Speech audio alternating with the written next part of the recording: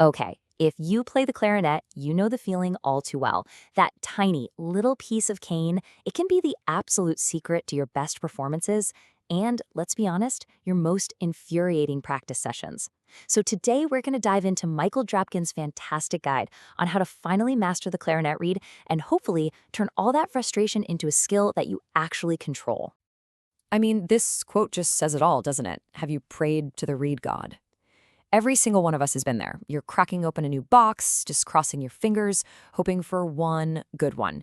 It feels like playing the lottery. But the whole idea behind this guide is, what if it didn't have to be that way? And yeah, that whole lottery feeling, that brings us right to the heart of the problem, what this guide calls being slaves to the reed box.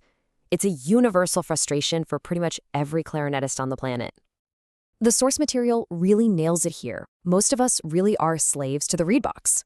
We're totally at the mercy of whatever the manufacturer decides to send us. But here's the thing. Reeds are organic. They're naturally inconsistent. And that means a box of 10 might only give you one, maybe two, playable reeds if you're lucky. This whole explainer is about how to break free from that. So, how do you break free? Well, the guide makes it clear that this isn't some secret mystical art. Let's actually look at the author's own story to see exactly how he figured it all out. His journey started in a way that I think a lot of us can relate to. Mandatory classes that you really didn't want to go to. He talks about these bleary-eyed 9 a.m. Saturday reed classes with the legendary Stanley Hasty. And get this, they weren't just learning to adjust reeds, they had to learn how to make them from scratch. It just goes to show this isn't magic, it's a craft. It's something that can be learned. And check out how that skill paid off. The author cut a deal with a buddy in the New York Philharmonic to buy his used reeds for cheap. And the result? You're looking at it. A shoebox that literally became a lifetime supply of amazing aged cane. All because he had the know-how to make them work for him. You gotta love this story. It just proves that the tools don't have to be all fancy and expensive. Drapkin's go-to perfect reed knife wasn't some high-end custom blade. Nope. It was a simple floral knife that he permanently borrowed from his wife. It's the perfect reminder that what really matters is how well it works, not how much it costs. And that brings us to what he calls the Emancipation Toolkit.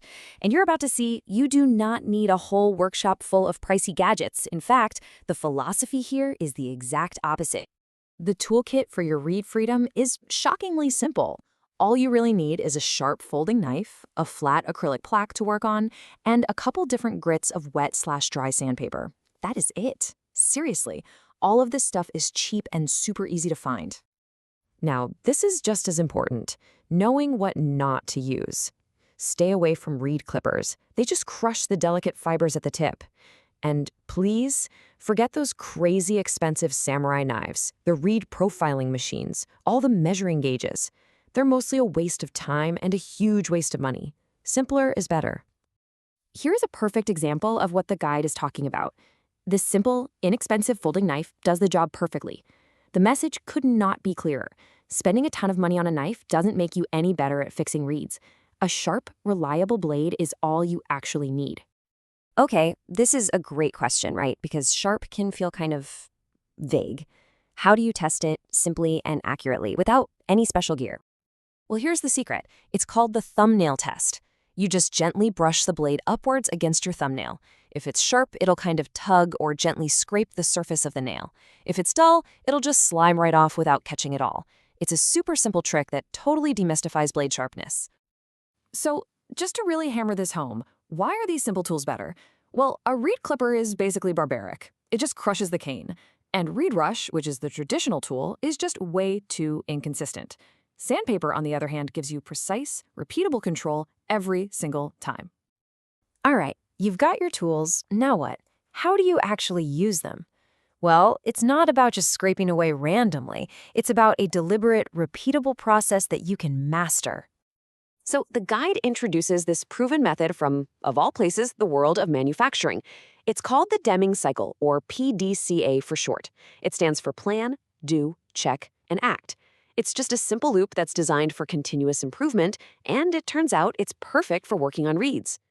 Let's break that down. It's really easy. First, you plan. You look at the reed, you feel its thickness, and you make a guess, a hypothesis about what needs to change. Then you do.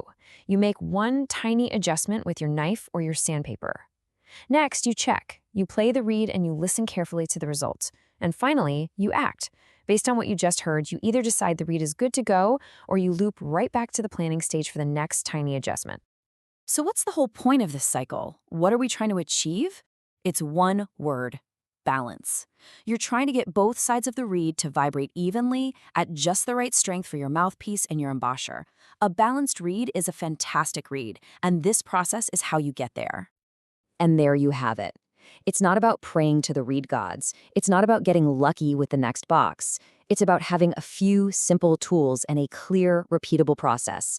It's about taking back control. And this is what the guide calls your reed emancipation.